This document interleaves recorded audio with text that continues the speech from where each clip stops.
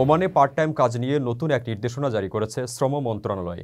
নতুন শর্ত অনুযায়ী পার্ট টাইম কর্মীকে দিনে কমপক্ষে 4 ঘন্টা কাজ করতে হবে, তবে সপ্তাহে 25 ঘন্টার বেশি কাজ করা যাবে না। নতুন এই নিয়মে ঘন্টা হিসেবে কর্মীর বেতন নির্ধারণ করতে হবে এবং ঘন্টায় পারিশ্রমিক দিতে হবে ন্যূনতম 3 রিয়াল। গত 13 জানুয়ারি এই সিদ্ধান্ত গ্রহণ করা হয়। পার্ট টাইম নিয়োগকর্তাকে অবশ্যই নিয়োগের সময় কর্মীকে স্পষ্টভাবে দায়িত্ব বুঝে দিতে হবে, সাথে কর্মীর সেফটি এবং সামাজিক নিরাপত্তা ফান্ডে অন্তর্ভুক্ত করে নিতে হবে। অবশ্য পার্ট টাইম কাজকে প্রবাসী কর্মীদের জন্য বিবেচনা করছে না সরকার।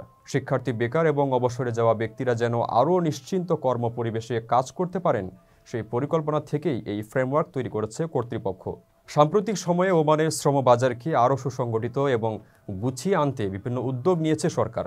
যদিও এখন প্রবাসী কর্মীদের চেয়ে স্থানীয় কর্মীদের আগের চেয়ে বেশি গুরুত্ব দেওয়া হচ্ছে, ফলে কর্মক্ষেত্রে প্রবাসীদের জন্য সুযোগও কিছুটা সংকুচিত হচ্ছে।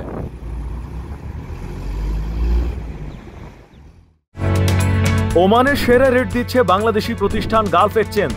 প্রিয়জনকে টাকা পাঠাতে আজই আসুন আমাদের যে কোনো ব্রাঞ্চে অথবা কল করুন স্ক্রিনে দেয়া নাম্বারে।